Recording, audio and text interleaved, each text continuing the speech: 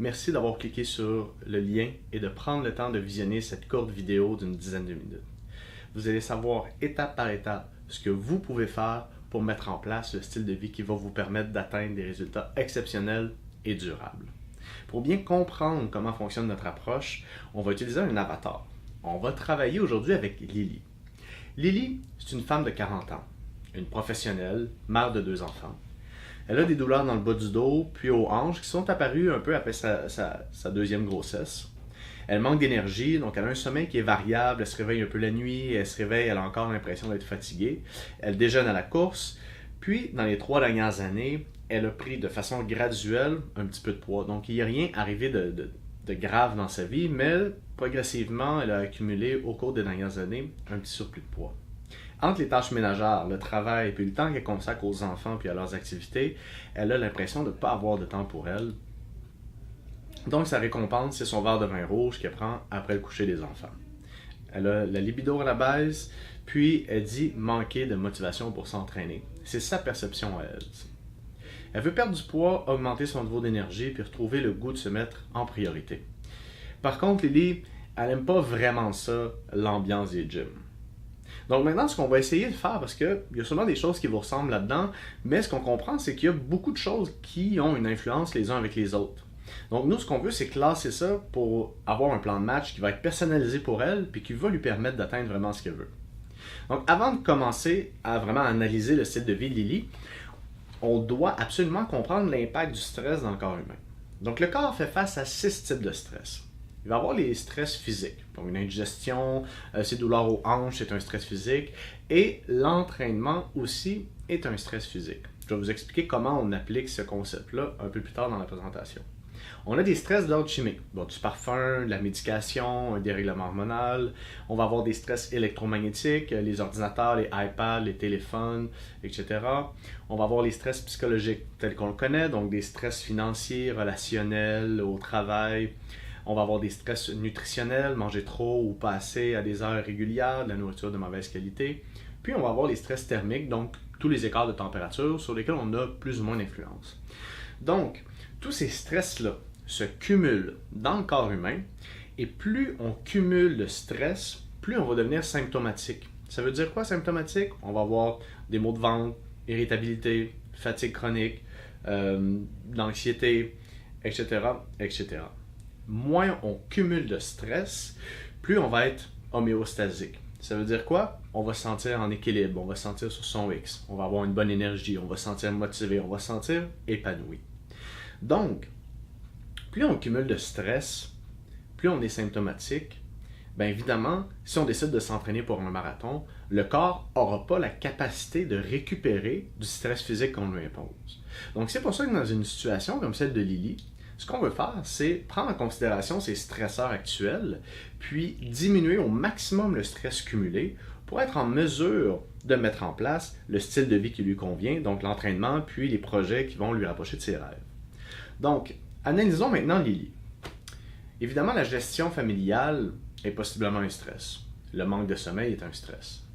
Le discours interne négatif. Là, on doit comprendre, Lily, c'est un avatar, c'est un personnage fictif. Quand on discute avec nos clients puis qu'on est capable de contextualiser leur réalité, on est en mesure de bien comprendre les enjeux auxquels eux font face. Donc ici, ça serait très plausible que son discours interne négatif soit un enjeu qui est très énergivore pour elle. Donc elle ressent une pression au travail comme elle est professionnelle. Elle ne déjeune pas. Elle prend de l'alcool en fin de soirée. Donc tous ces éléments-là ensemble créent une inflammation du tube digestif. Elle manque d'eau, elle manque de protéines, elle a tendance à faire du iPad en fin de soirée, puis elle a des douleurs lombaires et aux hanches. Donc ce qu'on comprend en ce moment, c'est que si on cumule tous ces petits éléments-là ensemble, la quantité de stress auquel fait face Lily est assez élevée. Donc est-ce que c'est une bonne stratégie de lui faire un programme, un circuit training à haute intensité? C'est pas par là que je commencerai. Pour faire une analogie toute simple, si je prends une batterie vide puis que je la mets dans une télécommande, même si j'appuie vraiment fort sur le bouton, il ne va rien se produire, puis je risque plutôt de briser ma télécommande. Je dois recharger la batterie pour ensuite la remettre dans ma télécommande pour que ça donne la bonne réponse. Le corps fonctionne exactement de la même façon, puis c'est du gros bon sens. On doit avoir l'énergie nécessaire pour récupérer des différents stress auxquels on s'impose. Donc, sachant ça, qu'est-ce qu'on va faire avec Lily? Donc, comme il y a beaucoup de choses qui sont interreliées les unes aux autres, on va essayer de mettre ça dans des petites boîtes. Donc là, on va travailler avec 4 petites boîtes. La nutrition, le mouvement. Je dis mouvement parce que c'est pas nécessairement notre entraînement, ou c'est pas de soulever des charges, ou c'est pas de faire de la course. C'est tout ce qui va donner quand même un certain apport sanguin aux muscles et qui va faire bouger un peu les lits. Ça peut être la marche, ça peut être un cours de groupe, ça peut être de la course, whatever. Mais on va parler du mouvement. On va avoir le repos, le temps pour soi, puis tout ce qui est mental / émotionnel. Donc, au niveau de la nutrition, on pourrait dire qu'elle doit améliorer son hydratation, intégrer un déjeuner complet, intégrer des collations, augmenter la quantité de protéines dans son alimentation, puis diminuer le vin rouge en semaine. Au niveau du mouvement, on pourrait, par exemple, il y aurait beaucoup d'options, mais on pourrait dire que comme elle n'a pas beaucoup d'énergie actuellement, commencer par marcher sur l'heure du midi, puis faire ses exercices correctifs pour le dos et les hanches serait une bonne première étape. Au niveau du repos, du temps pour soi, on pourrait lui proposer de couper l'iPad avant le sommeil parce qu'on sait que la lumière bleue a une influence majeure sur la qualité de notre sommeil. Puis si elle est ouverte d'esprit, on pourrait lui proposer une petite méditation de 5 minutes qui va favoriser la récupération dans son sommeil. Puis au niveau mental, émotionnel, ce qu'on va vouloir adresser, et là encore une fois, ça dépend du contexte et des enjeux de nos clients, mais c'est tous les traumatismes, les croyances limitantes et les conditionnements qui empêchent la personne de mettre en place le style de vie qu'elle veut. Donc ce qu'on veut, c'est reprogrammer ses pensées et ses émotions pour qu'elles soient favorables à l'atteinte de ses objectifs et de ses rêves à elle. Donc, une fois qu'on a ça dans chacune des cases, on comprend que ça fait quand même beaucoup de choses, puis ce qu'on veut surtout pas faire, c'est donner un plan de match qui a 18 étapes, parce que ça va être trop gros, puis le risque d'abandon est trop élevé. Donc, on va cibler les actions qui vont être les plus profitables pour Lily. On va parler de la nutrition en premier, parce que c'est notre plus gros apport énergétique. Donc, on va lui proposer simplement de boire plus d'eau, puis d'intégrer un déjeuner complet. Ensuite, le repos va être aussi une grande source d'énergie. Donc, on va lui proposer la méditation avant de dormir en remplacement du iPad. Puis, en travail de fond, c'est sûr que peut-être qu'avec la nutrition, il y a un aspect émotionnel qu'elle doit travailler qui l'amène toujours à un auto-sabotage. Et peut-être que, bon, en lien avec le travail ou sa famille, de travailler sur sa capacité à dire non va lui permettre de faire un peu de place dans son horaire pour mettre en place les activités qui vont l'amener, qui vont la rapprocher de ses objectifs. Donc j'espère que ça fait du sens pour vous parce que même si c'est assez simple, l'idée c'est de chapeauter une démarche globale pour que ça soit durable dans la vie de nos clients.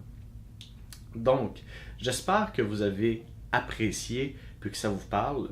Puis vous savez, le printemps est à nos portes et je sais que vous êtes capable de réussir à transformer votre vie, avoir des changements exceptionnels.